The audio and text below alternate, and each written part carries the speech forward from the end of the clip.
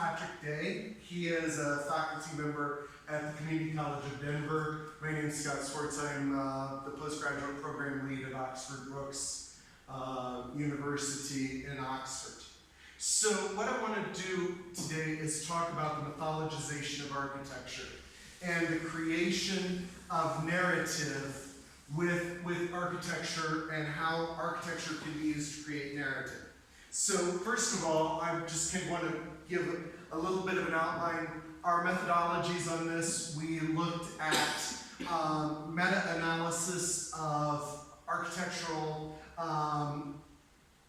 design ideas synthesized with philosophy, and also we created a hermeneutics sort of textual analysis of buildings in constructing this.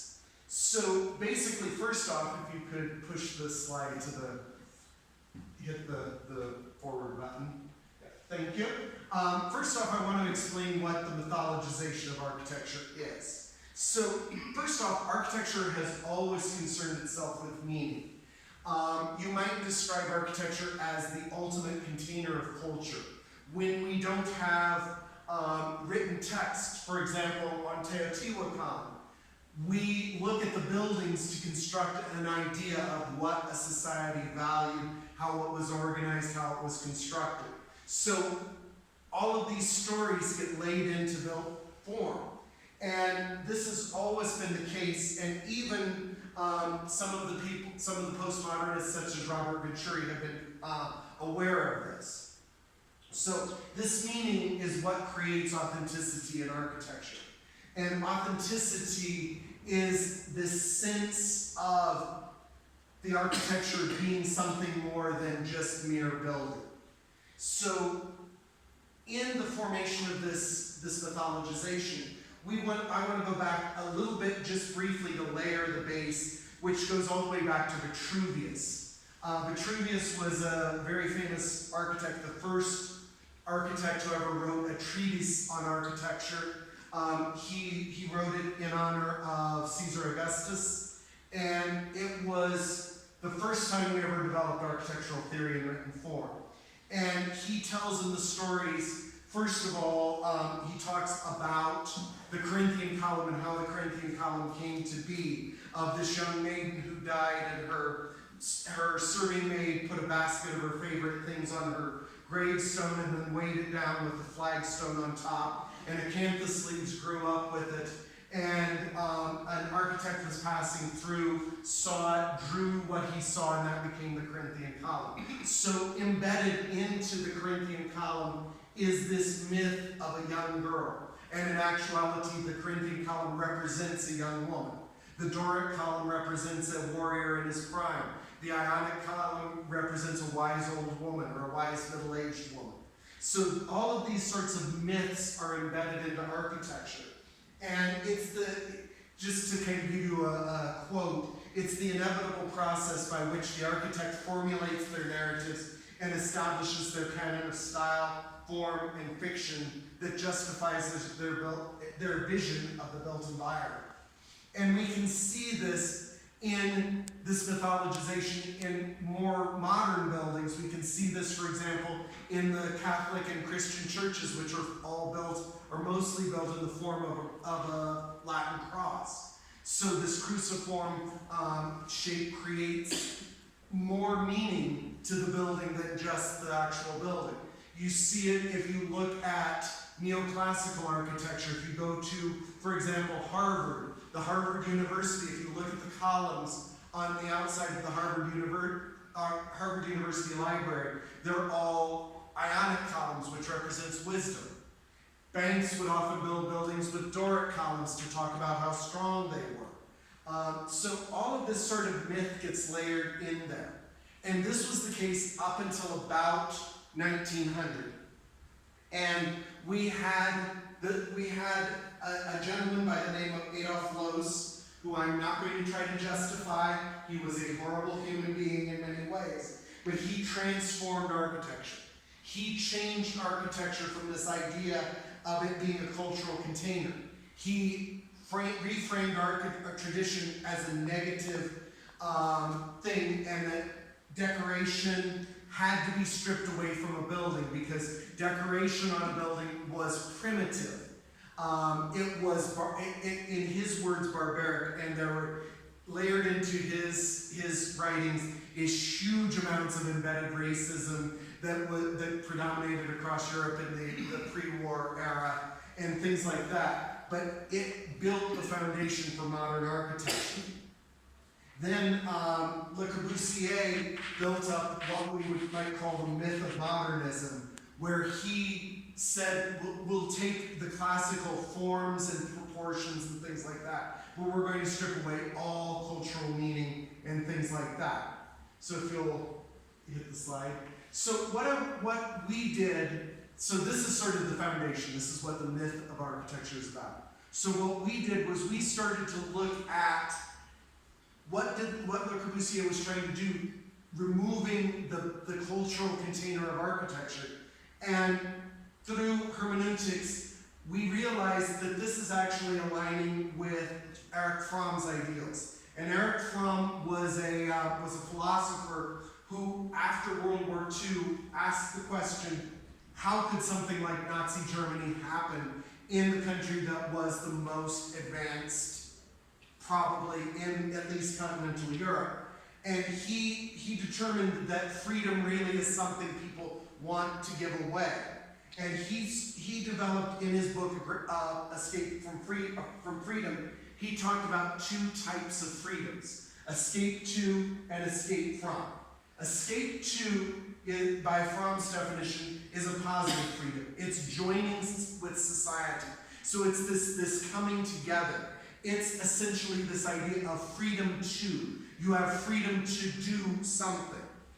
Escape from, which would be considered negative freedom, and not negative in a pejorative sense. It's an emancipation. It's a removal of societal bounds, and it's basically freedom from. So whereas escape to is deeply is freedom through embedding yourself in culture, escape from is removing yourself from culture to get freedom. So if you could hit the forward, please. So we looked at how this applies to architecture. So first off, escape to has ideas of authenticity. The value comes there from embedding into society, and it can be significantly constrained and ultimately authoritarian. So we're building, with the escape to, we're building a world where we're layering on mythologies into the architecture. On the flip side, the escape from side, they're devising their own systems, placing value on pure creativity, and it winds up being boundaryless, and on that end, potentially destructive unless properly framed. So we then dug deeper into this and recognized that architects aren't necessarily just escaping to or escaping from. More things are happening in this system. So we start off looking at active contrivance. So active contrivance, if you could hit the forward thing. This is the deliberate creation of myth by the architect. They're contriving their own story, their own narrative for the architecture. So if you could hit the thing so that we can go to the results. So you're creating an understanding of the myth through the theory of the architect by the viewer. In other words, the architect is telling you how you should feel about this. So if you could hit that, I'll give you some examples. I'm going to skip the contrived narcissism for a minute. So we see this in the works of people like Leon Cryer, Morphosis, Barkett Ingels Group, Big, and I want to talk now a little bit about how this represents, so if you can hit the thing. So this is Barkett Ingels Group. This is a building in the People's Republic of China. And that symbol, that form of that building is actually the symbol for people as it would be written in the Mandarin name for the People's Republic of China. That's the actual glyph transliterated into architecture. So he is contriving a mythologization around this architecture where he is saying, I want you to look at this building and I want this to be representative of China and I want you to see people in the building. So if you could hit the button. On the flip side, this is Leon Cryer, this is Poundbury in the UK. He is saying, I want to contrive a modern village that makes you think that it was built 400 years ago. I want to contrive this sort of idea that the past is better than the present, and definitely better than the future. But he's layering in mythologization in here. He's layering mythologization of what British identity is, what village life is. All of these myths become very overtly displayed in this sort of architecture. So this is what we get when we start actively contriving a new mythologization. This isn't real. The People's Republic building was not real. They're contriving this new mythologization. If you could hit the slide. Next, we have the people who embrace it. These people are basically dressing their architecture in what we might call mythic drag. So they're taking this mythologization and they're using it to create sort of this ha-ha, poke, poke, wink, wink, nudge, nudge, sort of a joke to it. So if you could hit that. They're borrowing from the past, but they're not like Leon Cryer was trying to reproduce a medieval or a late medieval English village. They're just borrowing pieces from it. If you could hit the button. And so basically this is creating a false mythic identity that's basically almost read as a joke on architecture. And we term this the mythic trickster. So it's creating this essentially joke. So if you could hit the button.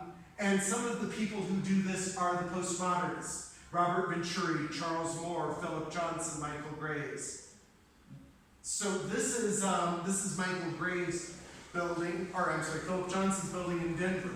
This is a bank building, and the building is shaped like a cash register. He's making a gigantic joke of the Denver skyline by giving us a building that looks like a cash register, and it's a bank. Or here, this is the Seattle Art Museum by Robert Venturi. This is an example of what he called, he said architecture exists as two things, either a duck or a decorated shed. And a decorated shed has to have its name written on the front of it so that you know what it is. And you can see he's written across the top, it's a little hard to read in here, Seattle Art House. So he's turning it into a joke. But then on the flip side, we've got the active resistance. Next one. So on the flip side, on the escape from side, this is where we get into the types of architecture that we call modern. So on one side, it's the active resistance, next one, where they're removing all overt mythologization from the architecture. This is what Adolphe Loos, Le Corbusier, people like that tried to do to architecture. They tried to take away any sort of cultural container to it. And, oops, go back, I think we, go back one, just make sure, okay, yeah, forward one, sorry. Mythology in the architecture arises from a non-mythic enframing. In all honesty, there is nothing more culturally contained than non-culturally contained architecture. It is purely the process and the result of interwar period rejection of everything historic, and it's a whole new world. It's the Weimar Republic. It's this idea that there is no sort of mythic baggage, and that is absolutely a joke in its own way. It becomes this paradox. So as you can see, that leads to paradox. So if you could go on to the next one. So some of the modernists, Le Corbusier, Mies van der Rohe, Walter Gropius, Peter Eisenman, next.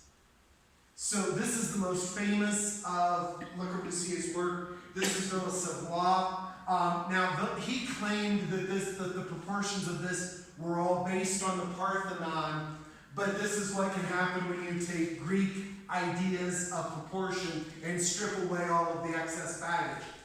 That's all a myth, because that isn't based on the Parthenon. That isn't, that is culturally inframed because it's this interwar period in Europe, but still, this is what they were trying to do, actively resisting. Next one. Another example, this is Mies van der Rohe's glass house, which is basically two planes of concrete surrounded by glass. It's the Farnsworth house. So again, that's fine. Again, he's stripping away all sense of ornamentation. Then the final way we can do this is we can go to passive resistance. They're not, the people who are passively resisting mythologization are not saying we're going to ignore the fact that architecture tells a narrative story. We're not going to say that we're going to actively not have mythology or narrative in our architecture. We're just not going to overtly put it in there. If it happens, it happens. Next slide. So basically, this is letting myth inherently arise in architecture on its own. So they're just creating forms and they're letting us tell our own stories through it. So basically what happens with this is it becomes very personalized. You look at a building and you see what you want to see. You experience what you want to experience. Next slide. I'll get into this in a minute. Next slide. So people who do this, Alvar Aalto, Zaha Hadid, Herzog and de Maria, and Daniel Libeskind, Frank Gehry. So next one. So this is Zaha Hadid. This is her World Cup stadium in Qatar. And this is a perfect example of that personalized mythologization. Because most people who look at this see the yoni. Or, to be more crass, see a woman's reproductive system. That was not Zaha Hadid's intent, but she went with it. She did not argue that that was yoni, but she didn't intend for it to be yoni. Next. Similarly, this is the Daniel Libeskind Hamilton wing in Denver, Colorado. This has been described by various people who look at it as an abstraction of the Colorado mountains or the crystals that were mined from the earth in Colorado. You can create your own mythologization of why this form looks like it looks, but it's not necessarily a story that Daniel Libeskind told. So now we could go one more. So I just kind of want to draw your attention back here to kind of a couple of these results. So with this system, here on these two paths, we end up in paradox. You're either making an architecture into a joke that's not a joke, or you're trying to say this architecture has no narrative in it at all, which is in its own self a narrative. So the two middle paths ultimately end at a paradox where you've got two different things going on. On the far side, when you're actively contriving the design, you're contriving your own, or you're contriving a narcissism, a dreamlike state, a story for everybody to share. It becomes this larger contrivance. On the flip side, on the escape from route, we have a personalized narcissism. We're creating a building in which you can layer in your own stories. Now, where does this go from here? This is, although we examine this through architecture, this system applies to virtually any sort of artistic medium, be it literary, cinematic, artistic, sculptural. This structure can be layered upon any of these sorts of things. You could look at, for example, Jackson Pollock and go, he's actively resisting everything related to what we think art is. Or you could look at, actually I would say that would be more Picasso being actively resisting. But you can look at some of the abstract artists Or say you look at this and you tell me what you see in this image. You can look at the people who are doing the ultra-realist art, and they're actively embracing or even sometimes contriving their own stories. You know, the surrealists are maybe actively contriving a story about their art. So this system, really, any sort of endeavor that is based in a narrative structure can be layered onto this system that we started to develop. So this is a work in progress. This is not its finished form, but we wanted to get this out there and present this. So thank you very much. Thank you. Okay.